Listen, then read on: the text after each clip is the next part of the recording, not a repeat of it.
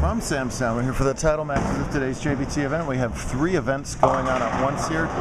Right in front of us is the handicap division title matches. Rachel Zaney has won 3 matches in a row, but looks like she might finally run out of gas here against top seed Nolan M. Kong. Rachel has to win this match by a pin to tie, and right now she trails by 45, and that's already the 7th frame. So big trouble here, but she's been brilliant prior to this, defeating Kyle Gilbert, newcomer Morgan Pichet, and Nolan's sister Kaylee M. Kong in 3 consecutive matches. These guys showed up in Lakewood last week and dragged down by that guy and got their butts kicked for a couple tournaments in scratch. And said, you know, why don't we give them handicapped a little bit of a try, get their confidence up a little bit. And they bowled like completely different bowlers today. I don't know if they just hit the pattern that they liked or what the deal was, but they were each way better today. I mentioned that Rachel beat both Morgan and Kaylee. Well, they weren't eliminated from the entire day, though, as there's Morgan and Kaylee. They're bowling in the women's title match way over there, and we'll catch a little bit more of them later on. That's Morgan. It's a bowling ball, at least. In between the 2 of them is the first game of the scratch division title match. It's nerve-wracker, so Nick Pollock and Cortez Schenk are going to bowl 2 games here.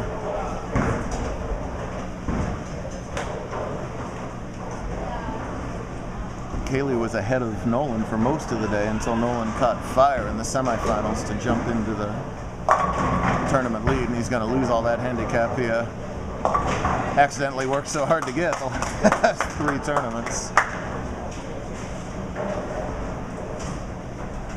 But it's tough. He's talking to his dad, and he said, you know, he shot 298 a couple weeks ago, killing that house average, and JBT is a totally different deal as we vary our shots tournament to tournament, bowling in different cities on different lanes against strangers.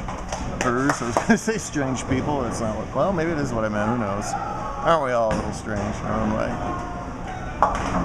way? Still in Wake, big command of this match. He's got 155 through 8. The best Rachel can do is strike out for 192. So Rachel has to strike out to force Nolan to just mark once. Nothing there is that first strike. Rachel likes climbing these step ladders. She also climbed the ladder to win the Tournament of Non-Champions for her first career title last June. Morgan, for her part over there, try and catch a little more of them later. She bowled her first JBT yesterday. She's one of the many Red Rockers. Bowled miserable in the first squad. Fortunately for her, it was a 2-squad event. Bowled much better that squad, and obviously bowled great today to get into the top 5.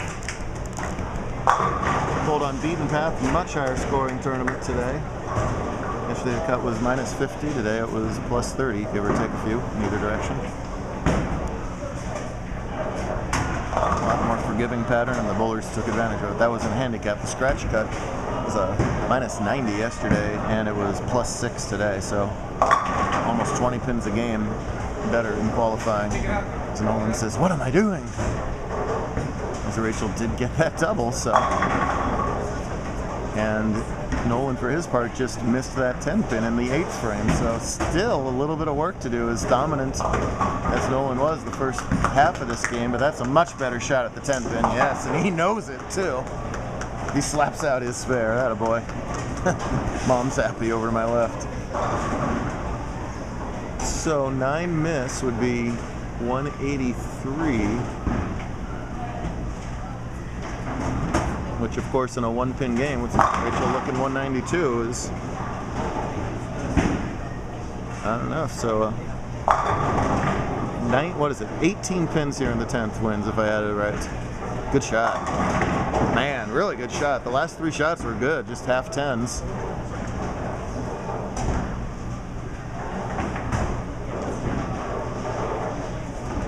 She needs 192 to lock it up. That's spare 8. Anything less than spare 8, and Rachel can steal this one away. Hang on ball. Whoa, boy. If they made bowling lane 62 feet long, Nolan would have been in trouble on that one, but just enough room to hang on to that 10 pin. That's part 1. Part 2 is getting 8 or better on this shot. 8 or more, he's a champion. Less than 8, Rachel will still have a chance to sneak this one out.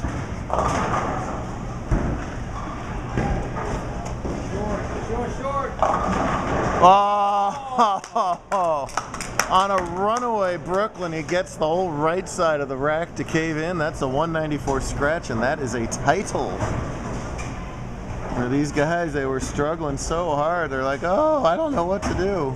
Well, guess what? I told them, give it time, it turns around, and it has turned around. First for Nolan, third for Kaylee, and Women's Series to be determined. Excellent run for Rachel, though, all the way up the stepladder to that point. She didn't strike out anyway. So hats off to both of them. Now let's go see how Nolan's sister's doing over here in the girls' match. So of course we have to do the obvious joke here. That makes Nolan King Kong, and we'll see how Queen Kong is doing over here. Well, that's how Cortez back is doing right now. You're fine, Tess. I'm gonna watch the girls. Morgan here has 116 through 7 on a spare. Oh wow, and Kaylee's got 117 through 7 on a spare. Yes. And a strike in the 9th. This is a scratch game. That's how they got there. Even though they both pulled in the handicap division today, we take their scratch girl totals to advance to the girls title match. Morgan just ahead of Kaylee, minus 22 to minus 24, so they both would have just barely missed the scratch bet today. It's fine bowling. Oh wow, a really good shot from Kaylee, but rings a 10 pin.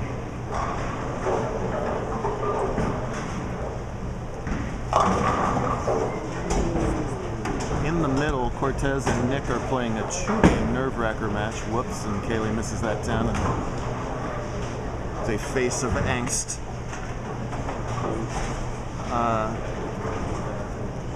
Tez falls behind with that 8th frame bucket. They play a second game now no matter what. Kaylee can strike out for 175.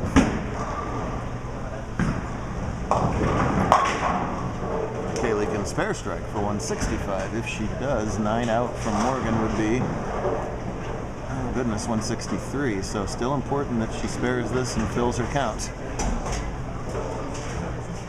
164. Girls have to win 3 of these matches throughout the year to get into the girls' TPC, where we give out most of the ladies' money. Nice job at the spare.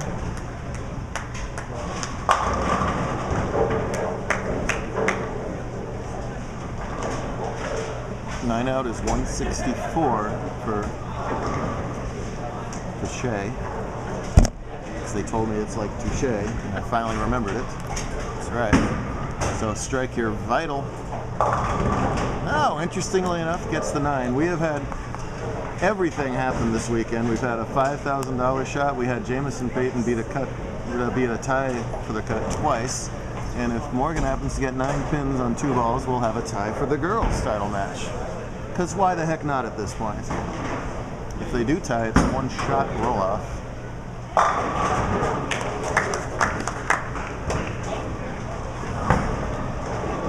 Well, that's not going to be 9 with 1 ball. Well, it almost was. Jeez.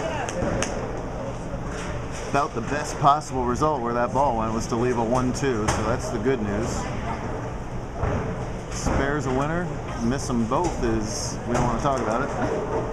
If she happens to get only 1 out of this, we'll be tied. Hard to get 1 out of this. You'd have to miss it going away to the left. He is all over it. There you go.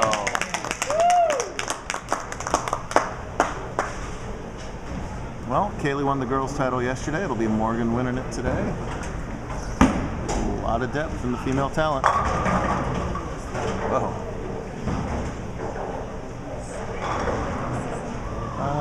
No, Pollock not wrapped up in game 1 either. He needs to spare, what is that, spare 8 to wrap up game 1 in the scratch division.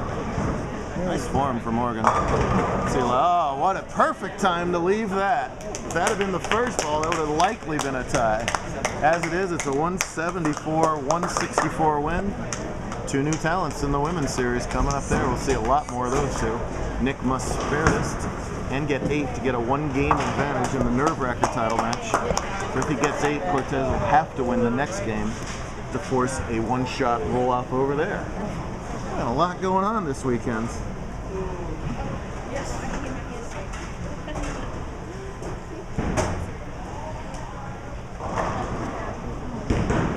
We'll stick with this until Nick finally decides to throw the ball. Cut to part 2 for the scratch title match.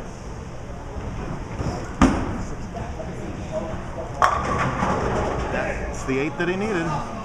So Vitez needing to win the next game to force the nerve wracker. Stay tuned for part 2, should be exciting.